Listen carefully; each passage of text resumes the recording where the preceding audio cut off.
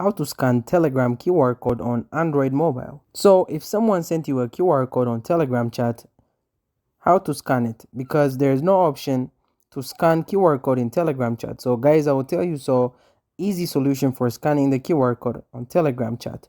So simply close this window here and open Google application on your Android mobile. Here is Google. Simply here tap on this picture icon, camera icon, and tap on QR code. Here you can see it appears on screen. Your QR code scanned successfully. Now you have too many options. You can copy link, you can open website. I'm opening website. Here you can see simply successfully open chat. QR code of the chat was sent to me.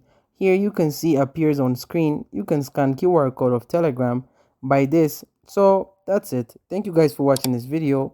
If this video was helpful, don't forget to like and subscribe to my YouTube channel.